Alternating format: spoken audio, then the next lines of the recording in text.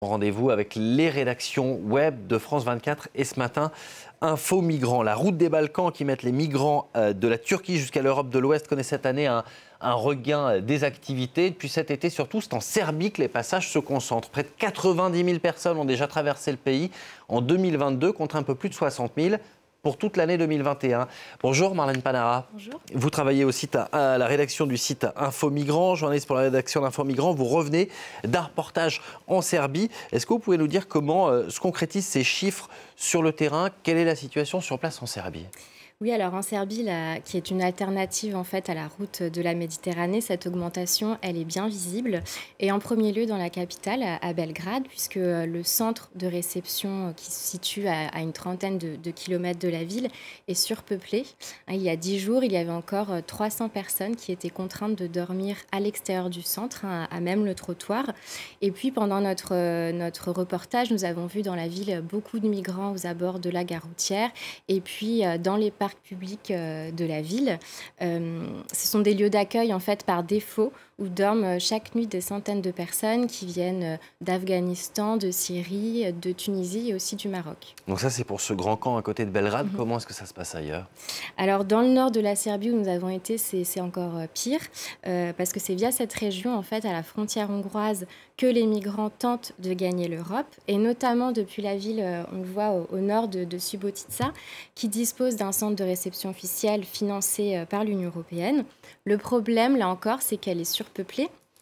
On peut facilement dire que pendant notre passage, il y avait au moins 500 personnes, alors que la capacité du centre est de 180-200 personnes maximum.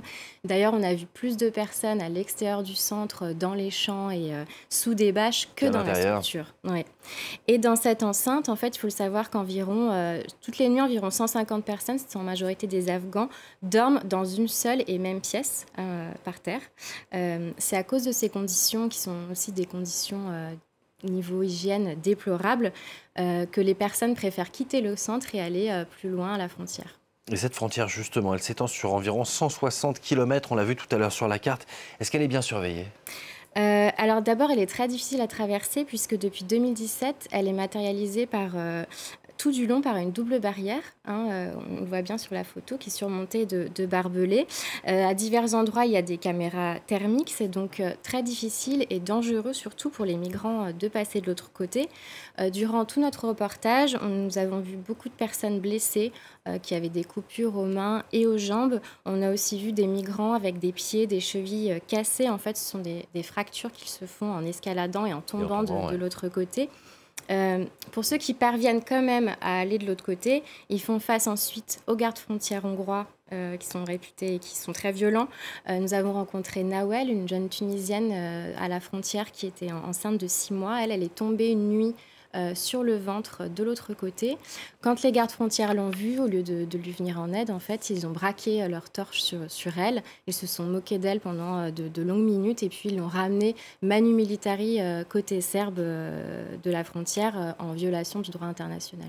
Tout se passe en catimini. Pour ces personnes qui sont coincées donc en Serbie, au pied de ce mur hongrois, c'est quoi les solutions? Alors, il y a beaucoup d'exilés qui tentent de contourner justement cette barrière en passant par la frontière roumaine qui, elle, n'est pas matérialisée en fait. Donc, dans les villages frontaliers par exemple, de Maïdan ou de Rabé, les exilés marchent plusieurs kilomètres, là on le voit, à travers champs pour atteindre la Roumanie et puis gagner la Hongrie qui est un peu plus au nord. Là non plus, il n'y a pas de barrière. Par contre, de ce côté de la frontière en Roumanie, l'humiliation est aussi systématique. Firas, un migrant que nous avons rencontré à cet endroit, nous a raconté avoir été arrêté à plusieurs reprises. Et puis, lors de sa dernière tentative, les gardes-frontières lui ont volé toutes ses économies qu'il avait cachées sous son t-shirt et puis lui ont cassé son téléphone. Il y a aussi des personnes qui nous ont raconté que dès que les gardes-frontières voyaient des migrants, ils lâchaient les chiens sur eux. Quelles sont les conséquences de ces refoulements sur les exilés? Quelle influence ont-ils sur la suite de leur périple? Alors en fait, cette violence aux frontières, elle condamne vraiment les migrants à rester bloqués là, à cet endroit. C'est un territoire pauvre de la Serbie qui est déserté même par les habitants. Là-bas, il n'y a que des champs à perte de vue, des maisons abandonnées où justement s'entassent les exilés dans des conditions déplorables.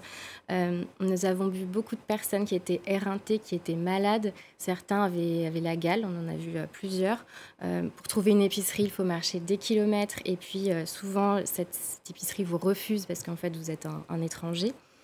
Donc ce qu'il faut comprendre, et c'est ce qu'affirment d'ailleurs toutes les ONG que nous avons rencontrées sur place, c'est que cette barricade aux frontières de l'UE, elle contraint les migrants à vivre dans des conditions désastreuses et elle les jette par la même occasion dans les bras des passeurs qui profitent de cette détresse.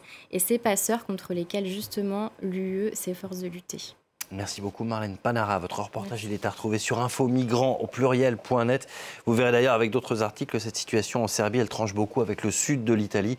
Et un excellent reportage là aussi où on voit que la population, au contraire, accueille les migrants, ce qui est plutôt surprenant.